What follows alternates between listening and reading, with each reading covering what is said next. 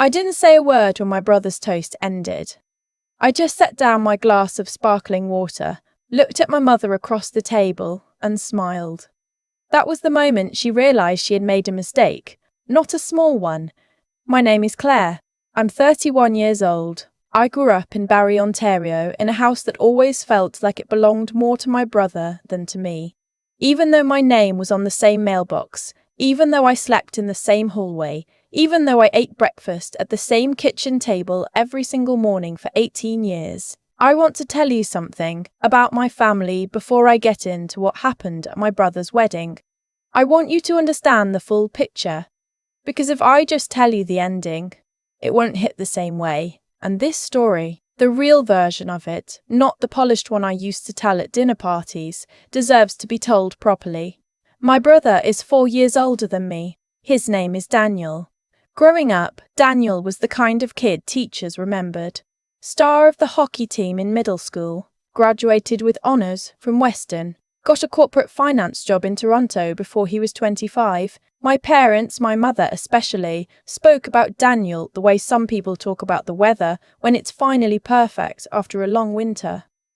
Constantly. Gratefully. Like something rare they were afraid to lose. I was the other kind of child. Not difficult, not a troublemaker, just quieter. Less obviously impressive. I didn't play any sports. I was decent at school, but not exceptional. I liked reading, liked spending Saturdays at the Barrie Public Library, liked taking long walks along Kempenfelt Bay and thinking about things I didn't have words for yet. My mother called it daydreaming.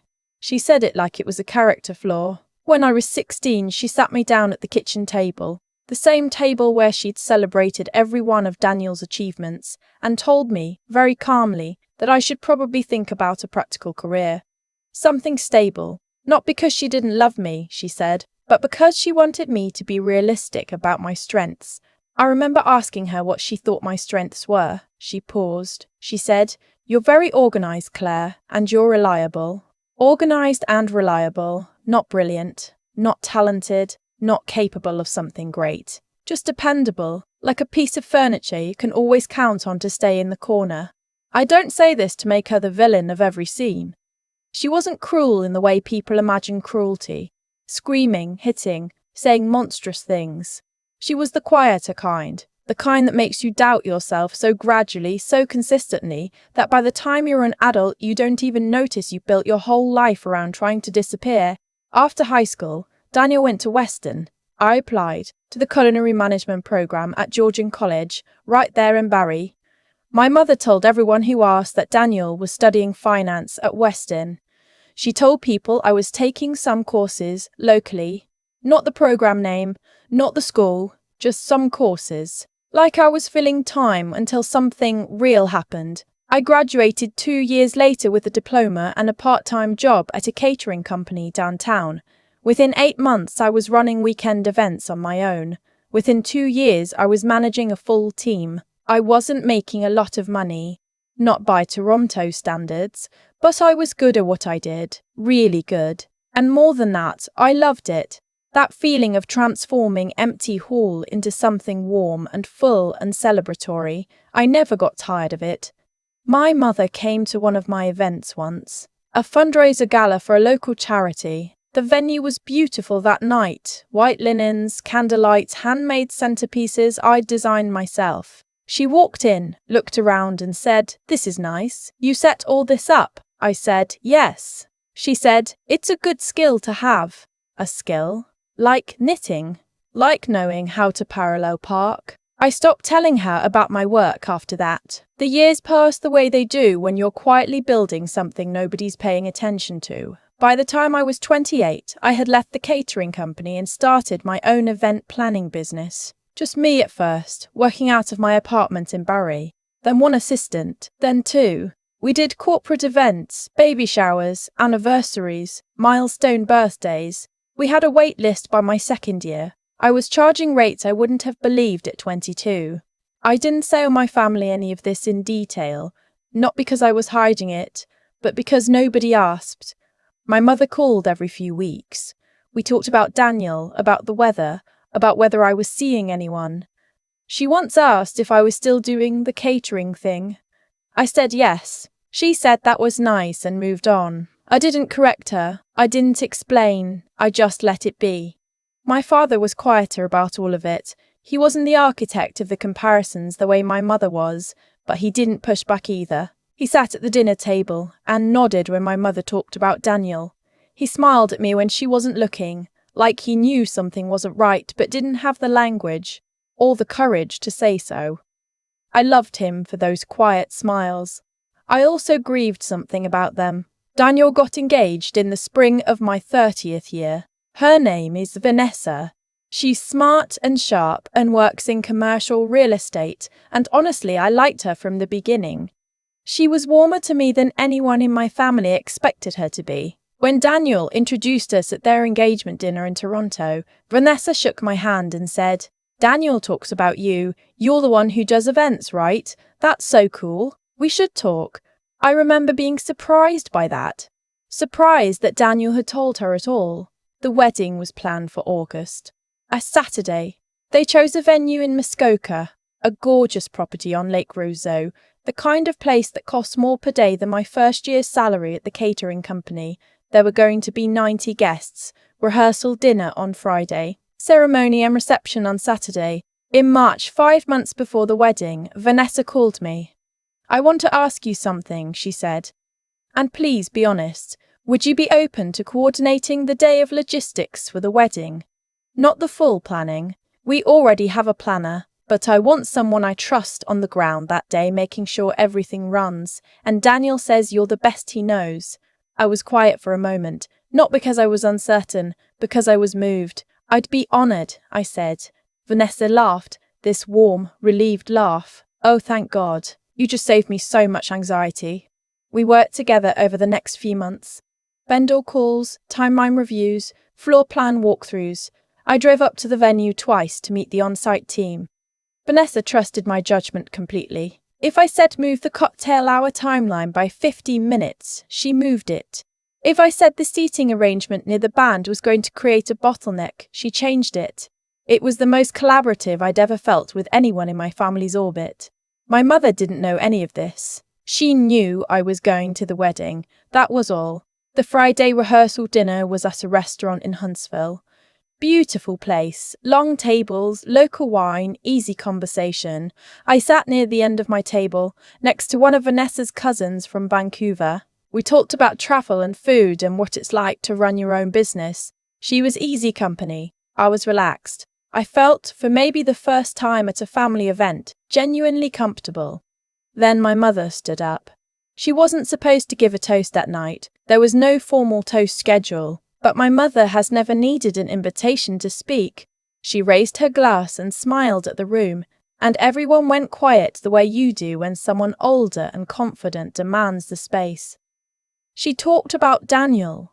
Of course she did. She talked about watching him grow up, about how proud she was, about the man he'd become. She talked about Vanessa and how grateful the family was to have her. It was a nice toast. It was genuine. And then she said, at the end, "I'm also glad some of my other family could be here tonight." Some of my other family. Not my daughter. Not Claire.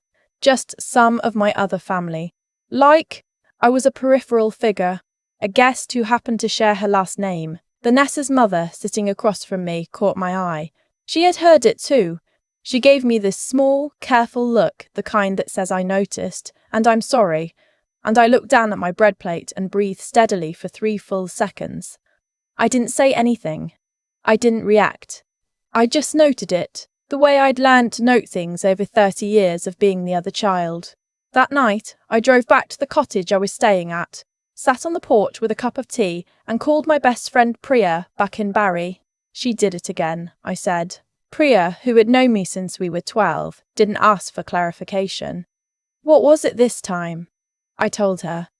She was quiet for a moment. Then she said, "Claire, tomorrow she's going to watch you run that entire wedding, and she's not going to understand what she's looking at. Not at first." "I know," I said. "Are you okay with that?" I thought about it honestly. "Yeah," I said. "I actually am." The Saturday of the wedding was perfect in the way that late August in Muskoka can be. warm without being heavy, the lake completely still in the morning. That particular quality of light that makes everything look intentional. I was up at 5:30. I was at the venue by 6:15. The next 9 hours were mine. I won't walk you through every detail because that's not the point. But I want you to understand what that day looked like from the inside. The florist arrived late, and I rerouted the delivery entrance so the guests wouldn't see the chaos. The officiant had the wrong version of Daniel's vows, and I had the corrected one, printed and in his hands, 12 minutes before the ceremony. One of the groomsmen tore his jacket at the scene during photos, and I had a travel sewing kit in my bag. The caterer's timeline slipped by 20 minutes, and I quietly absorbed that into the reception schedule, so nobody felt rushed. 90 people had a beautiful, seamless day. They didn't know why it was seamless. That's the thing about good coordination. When it works, it's invisible. I was everywhere and nowhere. I moved through that wedding the way I'd learned to move through my whole life. Quietly, efficiently, without being noticed. My mother noticed something, though. I could see it happening across the afternoon. The small recalibration in her expression whenever she spotted me at the edge of a conversation, whispering something to a vendor, consulting a timeline, adjusting a detail. She would look at me and then look away, and then look back, like she was trying to solve something. At cocktail hour, she found me near the bar. "Are you working today?" she asked. I looked at her steadily. "I'm coordinating the day for Daniel and Vanessa, yes." "Oh," she said. "I didn't know that." "No," I said. "I didn't think you did." She looked like she wanted to say more, but the venue manager appeared at my shoulder with a question about the cake table, and I turned to answer him, and my mother drifted back to her table. The reception dinner was beautiful. The speeches were heartfelt. Daniel's best friend gave a toast that made half the room cry. Vanessa's father gave one that made everyone laugh. It was exactly the kind of evening I had spent months helping to build. Then it was time for the family toast. My father went first. He was brief and sweet, and a little awkward in the ways that made everyone fond of him. Then my mother stood. She was glowing.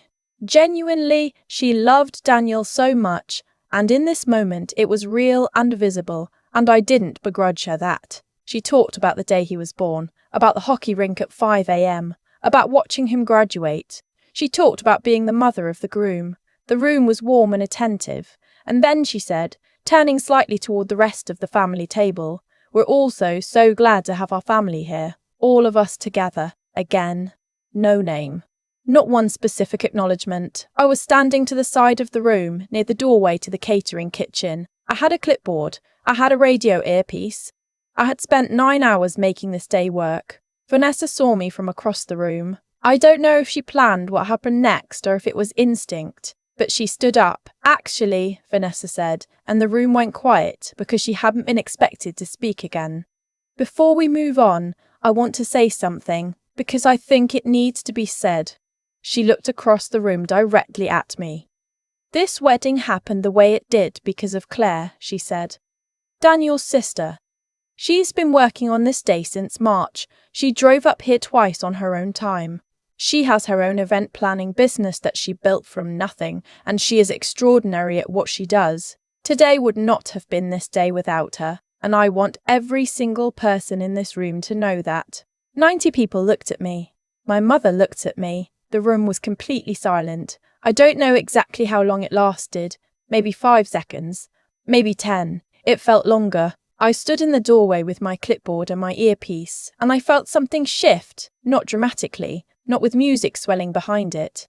Just quietly, the way a window opens after a long winter and you realise you'd forgotten what fresh air felt like. I said, "Thank you, Vanessa." My voice was steady. I meant it completely. And then someone started clapping, and then everyone did.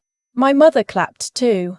I watched her do it. Her face was complicated in a way I'd never seen before. Not ashamed, exactly. Not transformed.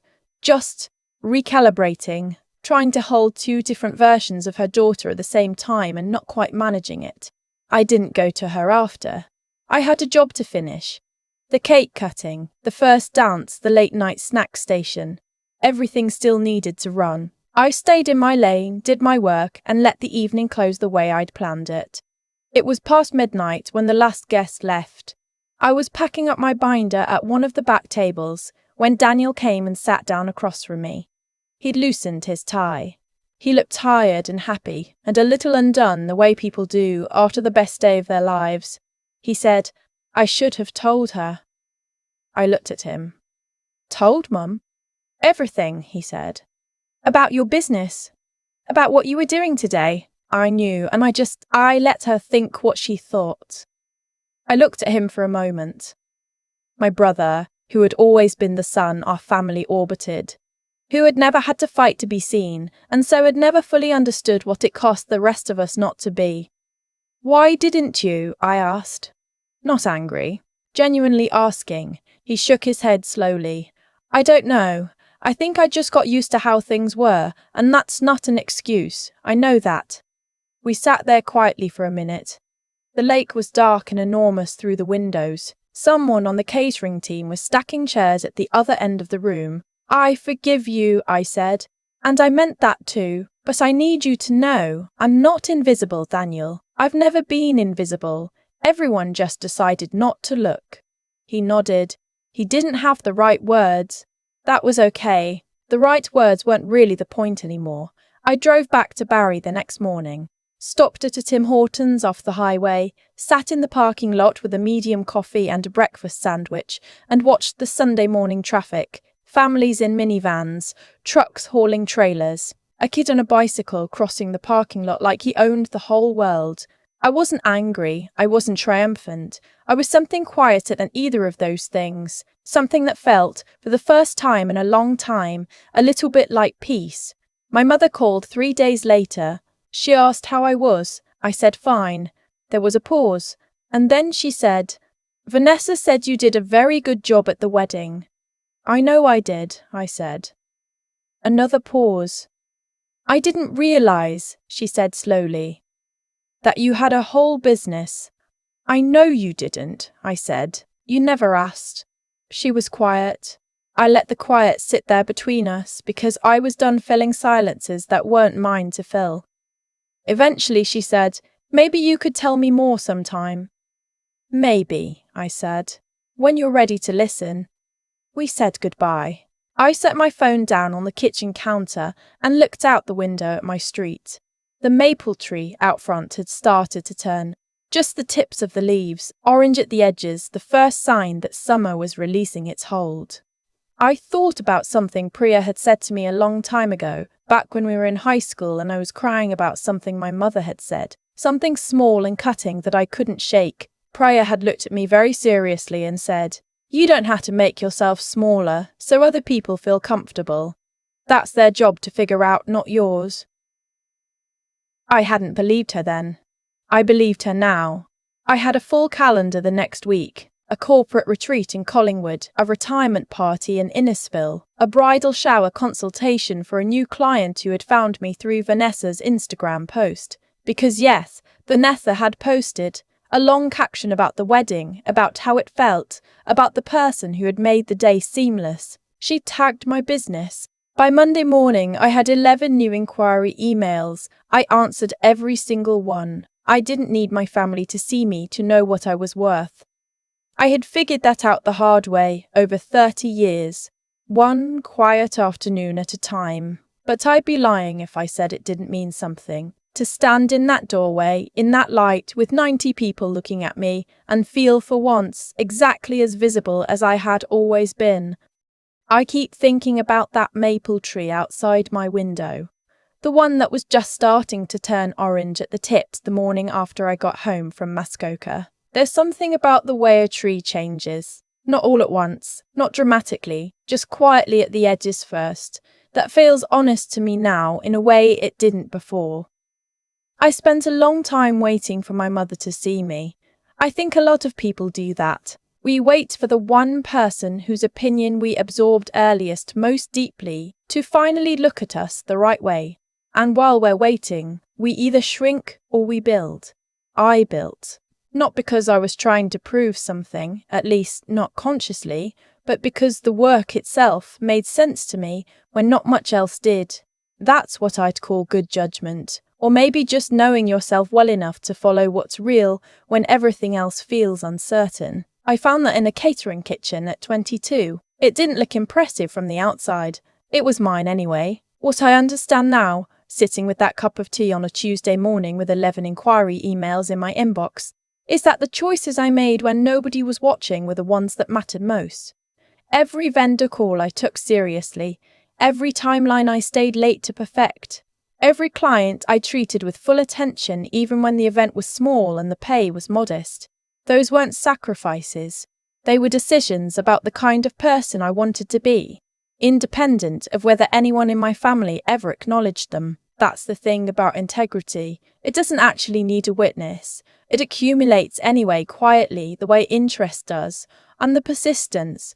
God, the persistence. There were years, real stretches of time where I questioned whether I was fooling myself, whether my mother was right in that kitchen table way of hers, the way she meant well and still managed to make me feel like a ceiling had been placed just above my head. I kept going anyway, not with grand declarations or dramatic reinventions, just by showing up the next day and doing the work again. Resilience, I've learned, is almost never cinematic. It mostly looks like a woman answering emails on a Sunday night because she believes in what she's building, even when the only person cheering for her is her best friend on the phone. What happened at that wedding wasn't magic. It was cause and effect, plain and simple. I showed up with skill I had spent years developing. Vanessa saw it. The room felt it. My mother sat with something she couldn't quite name.